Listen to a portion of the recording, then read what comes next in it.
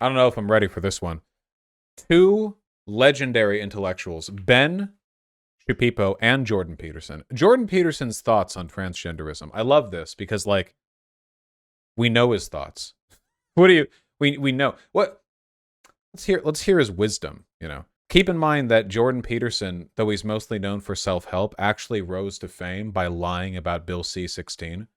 By you know, he was like crybabying, like, if the police come and arrest me, then I'll die in prison before the state can force me to. And it never happened. Nobody's been arrested. Nothing happened. And he rose to fame based off a complete lie. And it just doesn't matter. It doesn't matter that he lied. It doesn't matter. Oh yeah, I saw this on Twitter. This is kind of funny. Microsoft, you have embraced the Chaos Dragon. I cannot sign into my MS Office account on one of my computers. You've made it impossible. The idea of Jordan Peterson on a service tech line, like a tech support line, is unimaginably funny to me. Can you imagine, like, him frustratedly talking with some dude who barely speaks English? That is incredible. That is really good. Anyway, hit me up, JP and Benny Boy. What do you got? I'm so interested in your thoughts on this subject. This is why, I mean, it's funny because I think that, you know, the issue that you started to become really politically prominent on, which is the Bill C-16 in Ontario. Oh my God, he admitted. In Canada, it was federal law. In Canada, the gender issue. Yeah. You know, that's the issue where now the question that's constantly being asked, so why do you even care? Why do you even pay attention? And the answer is because... I was asked that earlier today. Oh, really? What did you say? I'm not letting the cat have my tongue. Yeah. It's like it has nothing to do with gender as far as I'm concerned, or that's peripheral in some sense. So the accusation, why do you care? Fair enough. It's like, you know, in some way, people can go to hell in a handbasket if they're inclined to. Now, I would rather have that not happen, but people are, what would you say, doomed to their own autonomy. But I'm not saying words that other people want me to say. And the idea of compelled speech, it's like, the bill was this much about gender. Right. And it was this much about, oh yeah, the government's going to tell me what to say, hey. It wasn't. I like how he's essentially admitting right off the bat, like Ben Shapiro's opening argument was essentially, hey, nothing has happened. Why are you still pretending to care? Like, Ben Shapiro didn't say pretending to care, but the opening statement kind of implied that this is a non-issue, you know? But now they're regulating what therapists can say, therapy sessions. This is interesting because to me, the problem with a lot of this is less a free speech issue, even though I'm on the same page with you. And to me, it really is a fundamental truth issue, meaning that, yeah, you're trying to force me to say something I don't want to say. But to me, the fact that what you're trying to force me to say is so innately opposed to the good.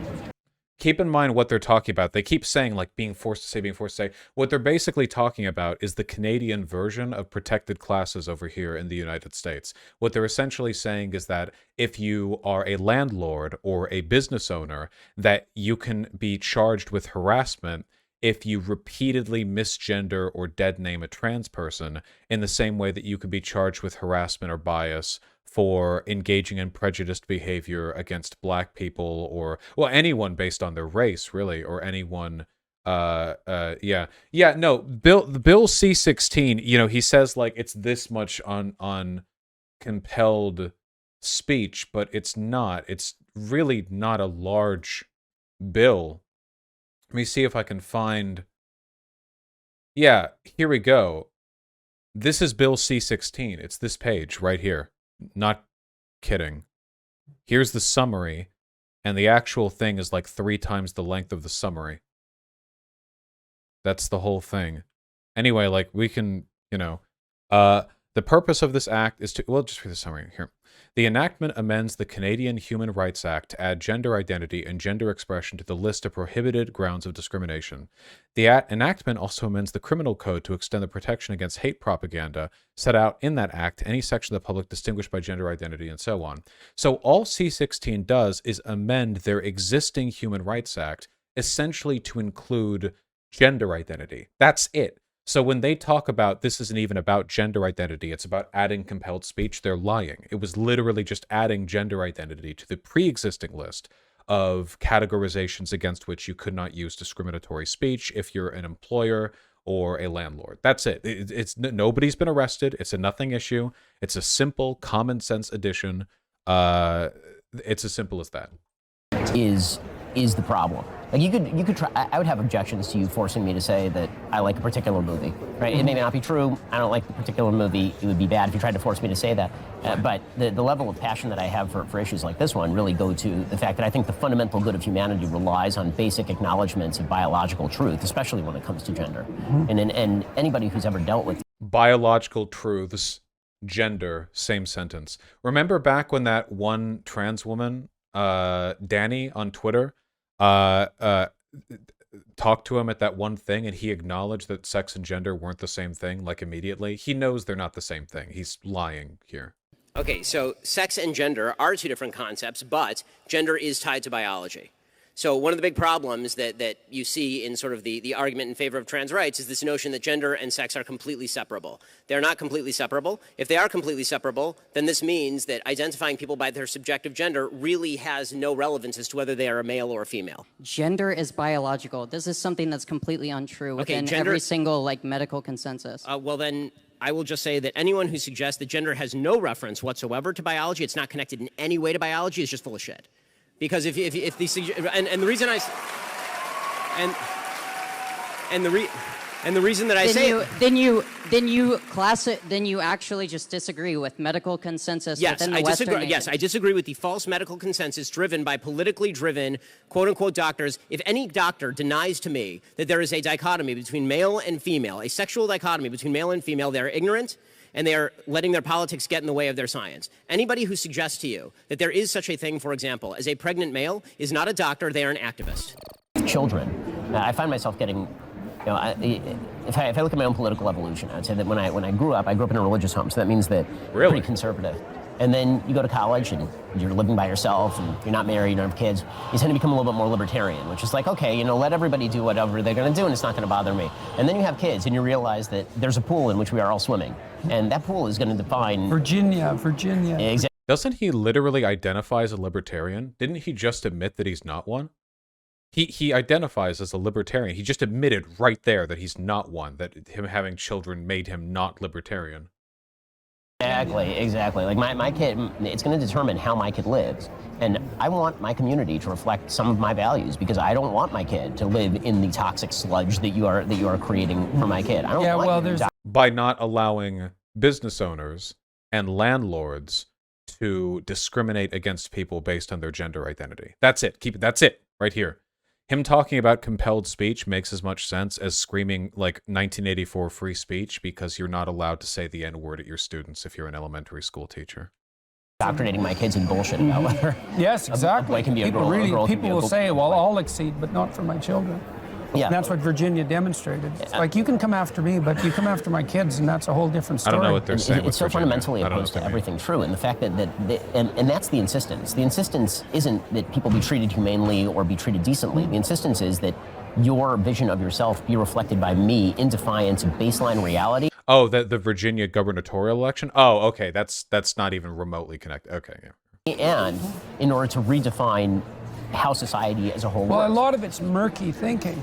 If someone asked me, do I believe that there are gender fluid people? I would say yes. And I would say a young man who's gender fluid, I know what he's like temperamentally. He's high in agreeableness. He's high in neuroticism. So he has a feminine temperament. He's more interested in people than things. And he's extremely high in openness. And so his temperament is fluid.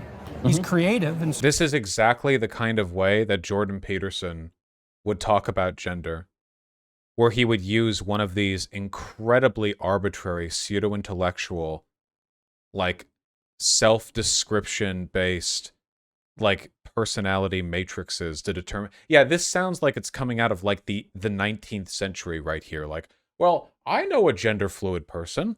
You see, the schizophrenic varies in openness and agreeableness depending on when you pull them. So in a way, the gendered character, this is meaningless. This isn't what gender is whether or not you're feeling agreeable that you can. Hey, do a personality test on me when I'm hungry versus when I've just had a big meal. Okay, you'll get two different people. I guess we're all gender fluid. So he's one thing one day and one thing the next, and his fundamental temperament is tilted towards the feminine. But that doesn't mean he's not a man. Right, exactly. What does that have to do with gender fluid? What does that mean? Do you know any gender fluid people? I do. I once knew a man who could, when standing on his tippy toes, reach up to touch a 9-foot ceiling. But he wasn't always 9 feet tall. In fact, quite often he was no more than 6'2", 6'3". So yes, I'd say I do know a gender fluid. It doesn't mean anything. And then, so it's murky thinking. So that's exactly right. It's certainly the case that 1 out of 10 women, now it depends on where you put the cutoff, say, but you could say with reasonable certainty that 1 in 10 women has a masculine temperament and 1 in 10 men has a feminine temperament. And so that's a lot of people. And those people, especially if they're also creative, well, they're kind of at a loss in relationship to what to do with their identity. Because they're pulled. First of all, they have a hard time catalyzing their identity. So what he's implying right here is that people who think they're transgender are just responding poorly to their to their personality matrix being different from what you'd expect a person of their gender to have. This is basically an equivalent. This is like Jordan Peterson's version of the argument that, you know, back in my day we used to have tomboys, but now they've all got to be like trans men, or, you know, back in my day we had quiet, sensitive boys, but now they've all got to be trans women. It's basically just a way of saying, like, before gender ideology, there were just people with different personality types, and now, you know, they're being wokely convinced to be trans.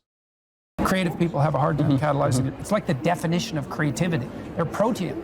And so there have been people who play at the edges of gender identity forever. And fair enough. And sometimes that's even admirable if it's done in a sophisticated way. And it's charismatic. So you see it in Mick Jagger, you see it in David Bowie, you see it in people like Madonna as well, because Madonna had a hard edge, you know, that was very masculine. And all the Marvel superhero women have a hard masculine edge. Again, like I've noticed this every time that I talk about Jordan Peterson. He is a massive sophist. He really does say nothing of value. And now I want you guys to understand that's a very strong criticism to levy at a person who with undeniably a greater degree of education than myself. But I say this with great confidence. He really is saying nothing. It's just sophistry. He just says stuff. He is right now talking about gender identity relative to Madonna having a hard... If he was making a bad point, that would be one thing, but he feels the need to dress it up in so much pseudo-affluent intellectualism that it goes beyond being pretentious. It sounds nice, don't get me wrong, but it is, I think, a borderline malicious misuse of language. And so we find that charismatic because those people are also integrated. But the notion that there's such a thing as gender, that's not right. There's variability in personality and temperament. Right. And the idea that there's no such thing as biological sex, that's just insane.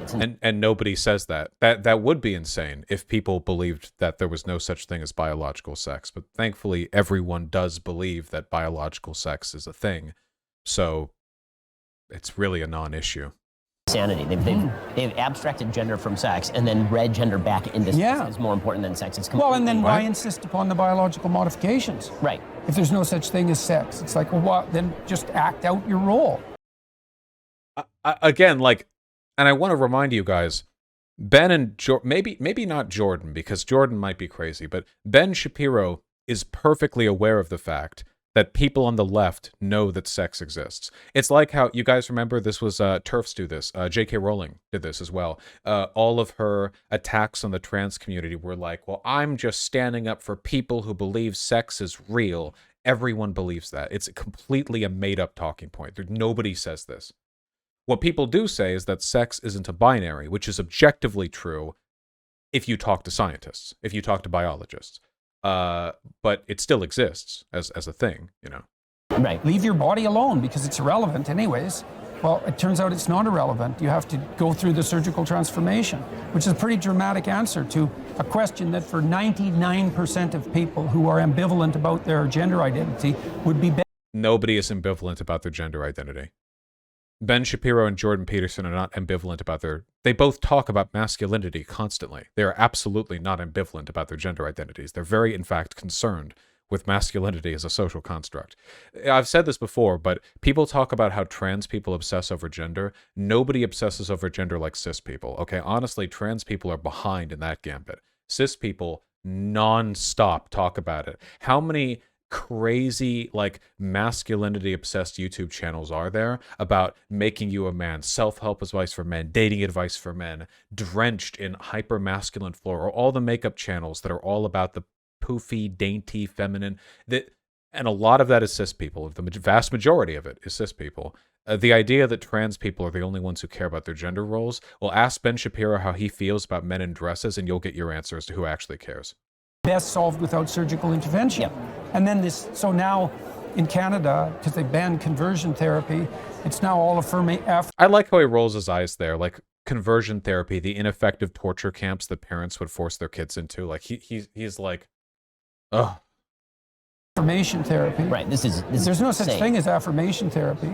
Right. No, it's insane. I mean, the semantic game that was used in order to say, well, conversion therapy, which was at one time using electric shock to treat homosexuals, and saying that that's the same thing as you have a gender-confused 12-year-old. Look, I had a 14-year-old kid who was a client of mine, and he was in the... It still is. It still is. Sometimes I'm pretty sure electric shocks are still used, but outside of that, there are other forms of psychological torture. And by the way, we're talking about like 12-year-olds here. You don't have to do much to psychologically torture them. If you got a bunch of gender-confused 12-year-olds in a room, gave them computers on which to play Minecraft, and then the next day you held your mouse cursor over the delete world button while asking them if they feel certain about their gender identity now, then that would be enough. Okay, that would traumatize the fuck out of them, all right? And they do far worse than that. Mid stages of puberty. He was a pretty creative kid. Agreeable kid as well, right? And that's important. So he had a bit of a feminine temperament. And that also meant he could be pushed around fairly easily. Well, there was an aggressively gay guy in his school was hitting on him and trying to convince him that he was gay. Well, he didn't know. So he wanted to talk to me about it. It's like, well, I was going to tell him. What the hell do I know about this kid? Exactly. And I wanted to hear what his problems were and how it might be sorted out, what he wanted. And like that's what you do in therapy, is you help people sort out their problems. Now this idea is you come to me with an axiomatic claim, whatever it is about your identity, and my job is to rubber stamp it. What? Axiomatic, what? Wait, your job is to rubber stamp it? Wait. Therapists are not told, wait, first of all, this isn't gender, this is sexuality. If a confused 14-year-old goes to therapy and says they don't know if they're gay, you're not supposed to affirm in either direction. I'm pretty sure as a therapist, you would be doing a really bad job if you push them in either direction. The best thing that you could do is talk to them. What makes you comfortable? Do you feel uncomfortable when you're flirted with? Does this bother you? Does that bother you? Like, you wouldn't try to push them in either direction. It's not about affirming or rejecting anything. It's like, I'm not a therapist then. So this is not only insane. What is insane? What is he talking about that's insane? They're talking about conversion therapy, and now he's talking about one kid who didn't know if he was gay. What does that have to do? How does A connect to B? What are you talking about? Persistence. Like, I like to think of truth, untruth, and anti-truth, right? And the notion that therapists affirm is an anti-truth, because look, let's say you come to me and you... I don't think they do. I'm sorry. I would need some proof that this is a thing. I don't think that the current pattern in therapy, in psychotherapy, is to just, anytime a kid thinks that they're gay maybe, or doesn't know if they're gay, or doesn't know if they're trans or whatever, that the therapist is expected to just push. The funny thing is, the conversion therapy they were defending does do that. It is the job of the conversion therapist to push the kid towards the hegemonic value, to be straight, to be cisgender. What he's talking about right now, regular, not conversion therapy, is non-coercive. He's defending the coercive type of therapy, if you can even call it that, while saying that regular therapy, which is standardized to be non-coercive, is actually the real coercion. This is really despicable stuff. And by the way, utterly outside, I think, an acceptable range of expression for anyone who calls themselves like a therapist. Like reprehensible stuff to put this out there, you know. Does he even do therapy sessions? He's Jordan Peterson. He makes his money doing public talks and writing books. What is he? Who are his clients? Who would have JP as a client? What is his job? How would you even... Does Jordan Peterson accept clients? I don't even... In a brief phone call with Canada Land last week, Peterson said he stopped seeing clients in June 2017, right when he got popular. Are you kidding me? Is this a joke?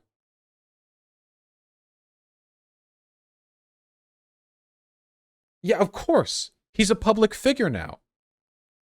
This is what they all do. Why would you ever be booking clients when you're like a mega superstar? When did this come out? He said he stopped taking in 2017. This article is from... Shut up. June 2018. Has there been any updates since then? Has there been anything? Why would he be taking clients? If he's referring to something that happened before 2017, then is he referring... Did this woke trans... Was that happening in 2017? I think this is completely made up. I think not his anecdote, but like everything he's saying right now, like maybe even the anecdote, like everything that he's saying right now, I think is just completely just bunk. Just say you have a proposition about yourself, and I say no, I'm your therapist. No, that's wrong. It's like that's not good therapy. But neither is what? You have a proposition about yourself and you're disturbed enough to come to a therapeutic session, and I say, yes, you're right. It's like, I don't know if you don't do either. Yes, you don't do either. Yeah, did he dream of this in one of his benzos comas? Yeah, correct. You don't do either. You ask questions. That's therapy. You ask questions. Right? Mm-hmm. And if you're so right, why are you here? Like, what are we talking about if you're already right? It's a destruction of basically the only form of therapy that we know to work. Yes. Like, what? We're talking about if you're already right. It's a destruction of basically the only form of therapy that we know to work. Yes. Cognitive behavioral therapy. Yeah. It's all about saying that so are the rest. Cognitive behavioral therapy is absolutely not the only type of therapy therapists use. This is so remarkable. Guys, can we be a bit spicier? This is peak cracker shit right here, okay?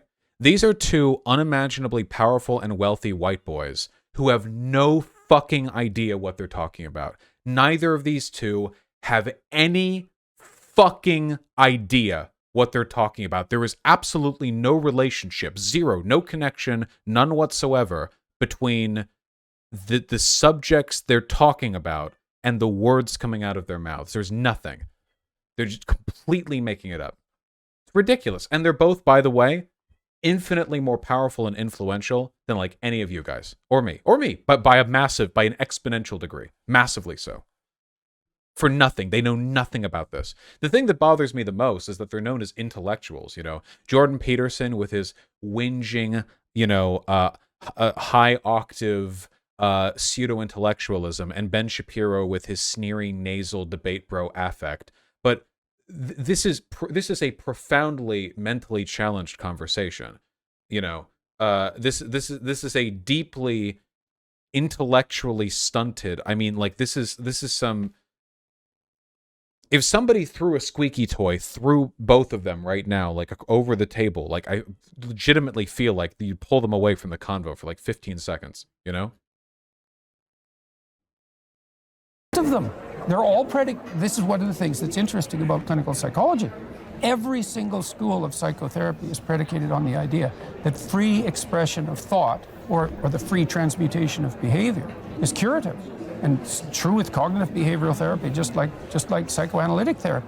It's all the same thing. And also the other axiom of therapy is voluntarily expose yourself in measured doses to what you're afraid of. Mm-hmm. I'm pretty sure that's not true. Exposure therapy is a very selectively used, a very niche not always well regarded. He said this is an axiom of therapy. God, does he even... An axiom of therapy. Like, you can't even use normal words. It has to be... It's the axiom of therapy. Yeah. Oh, yeah. It's like an epistemic preconception. What are you talking about? Wake me up from this nightmare. Holy shit. And so that's an interesting thing, because the psychoanalysts believed when the behaviorists first came up with exposure therapy, they had it formulated wrong. They thought you learn to be afraid. So you're normal, and then something hurts you, and then you learn to be afraid of it. That's wrong. You're always afraid, except when you learn not to. So they had it exactly backwards neuropharmacologically, and it really matters. This matters. That doesn't mean you can't learn some fears. You can, but mostly you unlearn terror, right? I think there's some truth to that, but not entire. I'm pretty sure if you're going to a therapist about a fear that you have, usually that's a fear that is atypical for humans to have. You don't normally go to a therapist to alleviate a fear that is inbuilt into all humans, and you just happen to not overcome. I mean, I guess sometimes, like maybe a huge fear of height. Usually these are spurred by something. Usually there's something like that. I don't know. I mean, I don't know why we would assign any charitability to him. He doesn't really know what he's talking about. So children are afraid to get away from their mother. It's because they're afraid of the entire world. Well, you have to learn how not to be. And you don't learn that by habituation, because that was the idea. So you take someone who's afraid, they've been conditioned to be afraid, you expose them to what they're afraid of, and then you have them do relaxation exercises so they counter condition. Well, then it was discovered, and they don't have to do the relaxation exercises. It's like, oh, well, it still works, just exposure. It's like, well, they get less afraid when you expose them, because their fear habituates.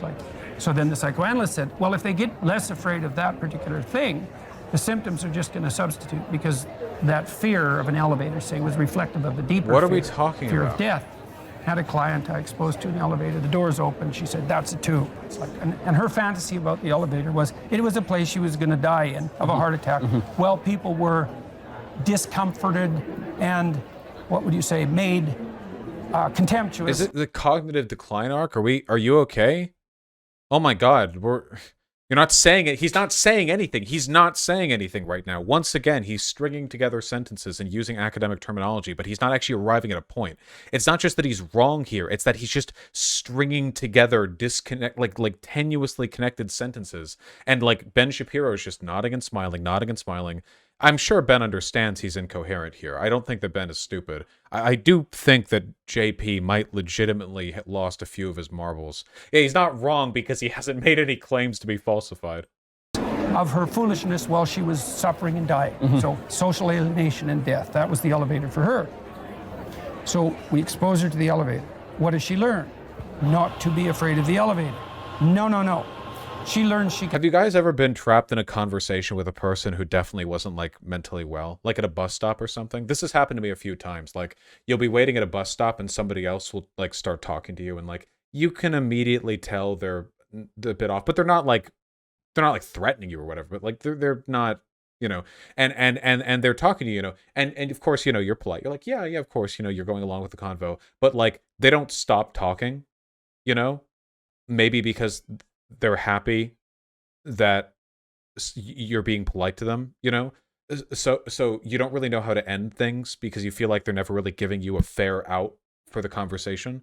So you're just like, yeah, you know, it keeps going. Like, you know, the bus arrives and it's the bus for both of you, and you go in first and they take the seat next to you and they keep talking, and you want to die. I mean, you want to kill yourself. As they keep talking to you, you know, I feel like that's the situation that Ben Shapiro is in right now. And I just want to say that I have a great degree of sympathy for him right now. Can tolerate those fears. She learns to be brave. And so the psychoanalysts were they were diametrically wrong, because if you expose someone to anything they're afraid of, effectively, they get less afraid of everything. Right, and so that's partly why psychotherapy is curative in that manner, is that people discover that they're bigger than their fears. They don't discover that the fears are trivial. I think that the cult of authenticity is going to be the destruction of all psychotherapy, and then because this is like a completely not real thing that's happening. This is a complete the cult of affirmation. This is like just a not real thing. This just completely made up. You know, it's like you might as well say like I think these dragons that people have built atop mills, built atop hills, claiming they're windmills, are going to be the downfall of civilization. If the cult of authenticity is that your true authentic feelings are what makes you you, then the attempt to make you brave in spite of your fears is a suppression of your fears. It's almost like a Freudian analysis of you're suppressing your sexual desire, and this. What? Wait, how does that follow? What makes you you? Then the attempt to make you brave in spite of your fears is a suppression of your fears. It's almost like a Freudian analysis. Make you brave in spite of your fear. What fears? So I think what he's saying here is that the cult of affirmation, if it were to exist, is bad because it teaches gender questioning youth to suppress the fear they have that they're not going to make a good trans person. Is that it? The cult, yeah, the cult of authenticity. Like the cult of authenticity is going to suppress the fear of the individual to fear to be what does any of this mean? This is what happens when you have two people who have never been told that they're dumb for their entire professional lives until they became public figures and had a fan base to insulate them. This is what happens. Ben Shapiro has this energy more than anyone else on earth. The like good special boy who's very special and very good and very smart and gets head pats when he does good. And like honestly, Jordan Peterson probably gets like the, you know, scuff jacket, you know, patched shoulder or patched elbow intellectual variant of that. Of you're suppressing your sexual desire, and this is not full authenticity. Yeah, right. Why isn't the fear you? Right, exactly. The authentic you. Exactly, and I think that that's kind of where we're going. It seems like that. What yeah, fear? well, so this movement towards unity that we were talking about, this is a place I think where, like, informed liberals and conservatives could meet. It's like, well, there is this authenticity, let's say, and drive for adventure, and you see that elevated to the highest place in some sense in the more careless Disney movies, but the full manifestation of that in an integrated sense is the drive towards authenticity inside this higher order unity. It has to be, because otherwise it's disuniting. It causes fragmentation and chaos. And so it has to be subordinate to a higher order end. And then you might say, well, what is that? Part of that's the reciprocal. Oh, I legitimately have no fucking idea what he just... Hold on. And you see that elevated to the highest place in some sense in the more careless Disney movies. But the full manifestation of that in an integrated sense is the drive towards authenticity inside this higher order unity. It has to be, because otherwise it's disuniting. This means not. I think this really does mean nothing. This is just word salad. I can't believe... Unironically, I don't know if I in my bachelor's degree ever submitted anything that abused language the way he does, I would have been made fun of for it. I don't know how he has a doctorate. I don't know. I don't understand. I know he's probably cognitively declined since then, but I have no idea. Did he fuck his teachers or something? Like back in the 70s or however fucking old he is? Was he just like plowing his way up through the grade ranks or like what? It's like this means nothing. Doesn't he have brain damage from drug use? I'm trying to not be too mean about it, but like as long as he's defending conversion therapy. Causes fragmentation and chaos. And so it has to be subordinate to a higher order end. And then you might say, well, what is that? Part of that's the reciprocal altruism that the evolutionary biologists are always on about. It's like some for you, some for me, some for you, some for me, in measure, right? And that makes both of us richer. And so that's part of the higher order unity, and people are intensely reciprocally altruistic. That's great. It's good. If I can get a re-up on something, that would be awesome. Yeah. Thank you. Okay. And so it's authenticity in the service of what? Now, when Pinocchio becomes real, he's already rescued his father, right? So He's established an accord with the tradition that gave birth to him already. He's revitalized that. So when he wakes up, he's not free. He doesn't have any strings on him anymore, but he's already existing in a harmonious relationship with his. What am I supposed to say about this? God, conservatives, if you're watching right now, the reason you can't understand what he's saying isn't because he's smart and you're not and you need to learn from him. It's because he's not saying anything, okay? The points he's making right now are barely substantive at best and non-existent at their worst. And whether they are or aren't, they're being strung together with jargon and gibberish. It's amazing to me that anyone who wrote the maps of meaning could then be so meaningless. Like so thoroughly destroy the meaning of what they're trying to say. You guys remember that amazing graph from the maps of meaning? Somebody just linked in chat. Yeah. Paradise, the walled garden, and here's descent and disintegration. Here's the Ouroboros, the chaos dragon. Though I think Ouroboros is usually a serpent, not a dragon, but they're both reptiles, so I'll give it that. Then we have the patriarchal world of light, Yahweh, the spirit of God, sexual, the void, the pre-cosmogonic. It's just... Father is a big deal. And one of the lovely things about what happens Elder to Scrolls me lore? as a consequence of my lectures is that lots of fathers and sons come up to me and say, we've really worked out our relationship. It's like, and they're both like, you've never seen smiles like that. Oh my It's God. really something to be stopped on the street and to be told that. It works on so him. Joyful about that because it's their heart desire, you know. It works on him. And that's that integration he can do of it that to himself. drive to autonomy with the family, with the father, with the mother, with the broader community. All that has to be in a higher unity. Yeah, exactly. And I think that's the conservative insistence, right? Exactly. Is that there are the wall, as you said before, the walls have to exist. You can have autonomy, but the autonomy has to exist within the walls. And then once you let the autonomy or the rationalism destroy all the walls, well, there's no place for it to autonomy sit. without the walls. There's just chaos. Why is he crying them out? Because he's brain damaged. That crying is so fake it's scary. No, I just think he's crazy. Oh my God. Well, that was a trip. Please look at the comments on the video. Yeah, I'm not surprised. It's going to be, you know, thank God for bringing these two intellectuals together. I love Jordan. Anyone who doubts his authenticity or moral perseverance should continually rewind to the time that he cried. Oh God, it really does work on these guys, doesn't it? You know.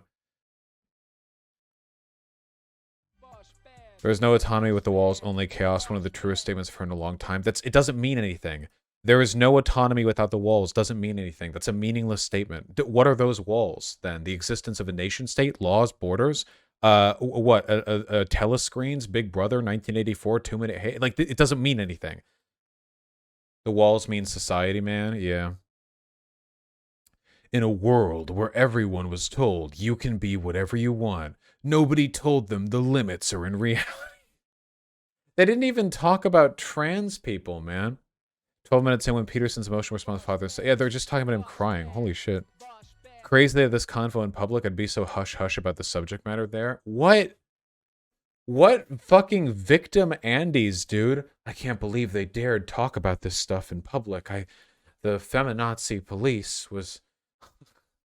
Jesus Christ. First, yeah, it's on a set. They have 3 cameras there, okay? It's not the other people in the place with them were paid actors or Daily Wire staff, okay? It was a set. I've been saying the same thing for the longest time. The claim that gender is purely socially constructed, but then why resort to home runs and mutilation, which directly contradicts their assertion? Maybe their gender is purely socially constructed, but then there are characteristics pertaining to sex that they also want to change because there's a relationship between gender and perceived sex. Yes, this is a verified channel, Distant Kingdom, who does Pokemon content. Well, there you go. I absolutely love this. 2 intelligent, articulate, well-mannered, successful men chatting uninterrupted. I could listen to this for hours on end. Absolute brainlet. Literally 0 IQ. To soy clap at these 2 utterly incomprehensible. Nothing was learned at all. Absolutely nothing. The only person who contributed to this conversation, funnily enough, was Ben Shapiro. Like, that was it. Seeing Jordan get a little choked up at the end really got me. I actually think this is so telling. It really indicates that they also do not understand or care about or remember any of the shit Jordan Peterson said, because the only thing they're pointing out from his statement is the fact that he cried towards the end. They're not actually pointing out anything he said. Even the whole autonomy requires walls thing was said by Ben Shapiro after Peterson's incoherent rambling. They're not actually pointing to anything Jordan Peterson said. It's just meaningless psychobabble that they listen to, absorb, and think they're smarter for. Yeah, the waiter contributed more, unironically. But he cried, you know. Yeah, like that's the only thing they got from it, you know what I mean? It really does, it does feel deeply almost cult-like. I mean, where, you know, or almost like religious people listening to like a prophet speak in tongues, you know, where they don't actually understand anything being said, but merely the power and the presence of their language. That's what moves them. You know, that's what the feeling that I get from Jordan Peterson. It's not actually about what he says, because he's incomprehensible and brain damaged.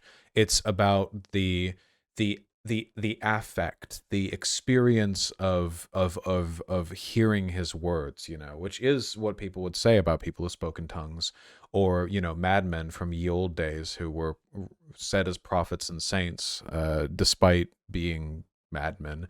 It's a common thing, you know. In fact, I would go so far as to say that the less comprehensible a person is in these situations, the more idolatrized, the more idolized they're going to be, because an inability to understand them elevates them above common understanding. Does that make sense? If you can't understand them, you know, it elevates them above the base, the you know, the crass, the craven, the profane. Anyway, I think they're dumb and stupid, and I'm smart, and I think that I'm smarter than them, and they're stupid, I think. But I'm smart, you know, so that's good, at least, you know, I have that going for me.